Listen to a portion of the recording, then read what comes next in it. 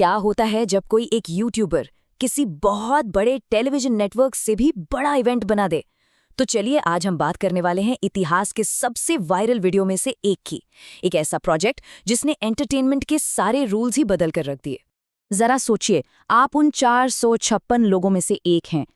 हर चेहरे पर एक ही सपना, एक ही उम्मीद, एक ऐसा मौका जो शायद पूरी जिंदगी बदल दे। ये सिर्फ एक गेम नहीं था, बल्कि एक बहुत बड़े सोशल एक्सपेरिमेंट की शुरुआत थी।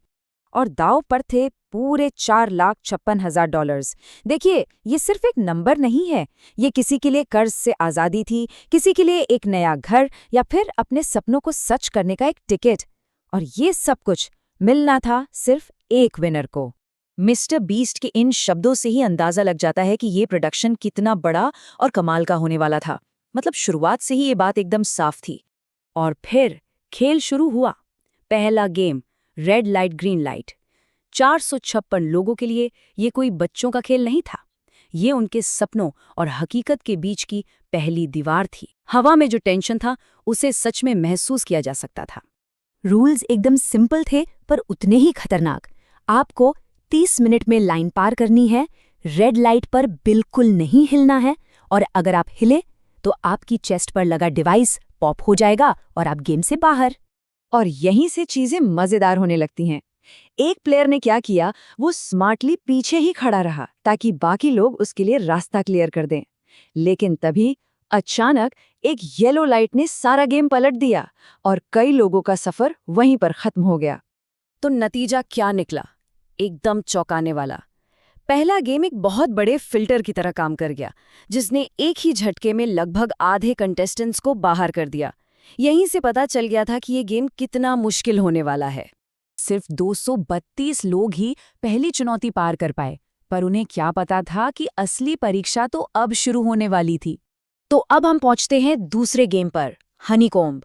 एक ऐसा गेम जहां आपकी एक छोटी सी चूक का मतलब था खेल से सीधा बाहर। यहाँ पर आपकी प्रिसिशन और किस्मत दोनों का टेस्ट था।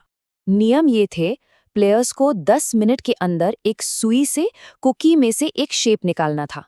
4 शेप थे, सर्कल, ट्रायंगल, स्टार और सबसे खतरनाक अम्ब्रेला। जरा सी भी गलती हुई और खेल खत्म। अब ये काम सुनने में जितना आसान लगता है ना, करने में उतना ही मुश्किल था। इस डेलिकेट टास्क में कई लोगों के हाथ कांप गए और जो लोग फेल हुए उनकी संख्या तेजी से बढ़ने लगी। इस टेंशन से भरी हनीकॉम्ब चुनौती के बाद अब मैदान में सिर्फ 142 खिलाड़ी बचे थे। अब कंपटीशन और भी सीरियस हो चुका था। कंपटीशन के इस पॉइंट पर एक नया ट्विस्ट आया। अब बात सिर्फ आपकी पर्सनल स्किल की नहीं थी, बल्कि टीम वर्क और इमोशनल प्रेशर की भी थी। और हाँ, कुछ लोगों के लिए एक आसान रास्ता भी था। $4,000 लो और गेम छोड़ दो। एक ऐसा ऑफर जिसने कई लोगों को मुश्किल में डाल दिया। जब कुछ लोगों ने पैसे लेकर गेम छोड़ने का फैसला किया, तो बचे 120 खिलाड़ी। और फिर आया टग ऑफ वॉर, रस्साकशी का खेल। एक ऐसा गेम जिसने बचे हुए कंटेस्टेंट्स की संख्या को ठीक आधा कर दिया। ये सिर्फ और सिर्फ ताकत का खेल था। अब सिर्फ 60 लोग बचे थे। दोस्ती और टीम वाली बातें अब सब पीछे छूट चुकी थीं। हर चेहरा अब एक कॉम्पिटिटर का था, जो आपके और उस बड़े इनाम के बीच खड़ा था। मार्बल्स गेम का सबसे क्रूर मोड़ ये था कि इसमें सबसे करीबी दोस्तों को एक दूसरे के खिलाफ खड़ा कर दिया गया। आपको अपने ही दोस्त को गेम से बाहर करना था। सोचिए, ये दोस्ती की कितनी बड़ी परीक्षा होगी। इस गेम ने दोस्ती को सबसे बड़ी कसौटी पर डाल दिया। ये शब्द उस दिल तोड़ने वाले पल को बयां करते हैं जब दोस्तों को एक दूसरे के ही खिलाफ जाना पड़ा। अगले पड़ाव पर जाने से पहले एक और छोटा लेकिन बहुत जरूरी गेम हुआ, डक जी। इस ट्रेडिशनल कोरियन गेम ने 30 प्रतियोगियों को घटाकर सिर्फ 16 कर दिया। और अब ये बचे हुए 16 लोग उस चुनौती का सामना करने के लिए तैयार थे जो शायद सबसे ज्यादा डरावनी थी, द ग्लास ब्रिज। इस स्लाइड में जो टेंशन है वो साफ दिख रहा है। पुल पर एक अजीब सी खामोशी छा गई थी। जिन खिलाड़ियों के नंबर ज्यादा थे, उन्होंने आगे बढ़ने से साफ मना कर दिया, जिससे सामने वालों को अपनी किस्मत आजमाने पर मजबूर होना पड़ा। हर एक कदम एक जुआ था।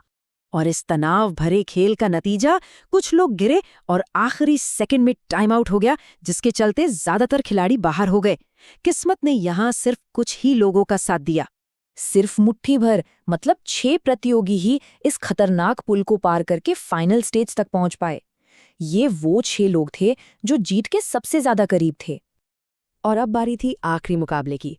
फाइनल गेम के लिए एक बड़ा ही सरप्राइजिंग ऑप्शन चुना गया, म्यूजिकल चेयर्स। एक ऐसा खेल जिसे हम सब जानते हैं, लेकिन यहाँ दाव पर लाखों डॉलर लगे थे। और हफ्तों की कड़ी मेहनत, तनाव और आंसुओं के बाद आखिरकार एक विनर मिला। कंटेस्टेंट नंबर 079, जिसने धैर्य और थोड़ी किस्मत के साथ $4,56,000 का वो बड़ा इनाम जीत लिया। तो अब जरा इस वायरल इवेंट के बड़े पैमाने और उसके असर के बारे में सोचते हैं। ये सिर्फ एक गेम नहीं था, ये एक कल्चरल मोमेंट था, जिसने इंटरनेट की ताकत को एक बार फिर से साबित कर दिया।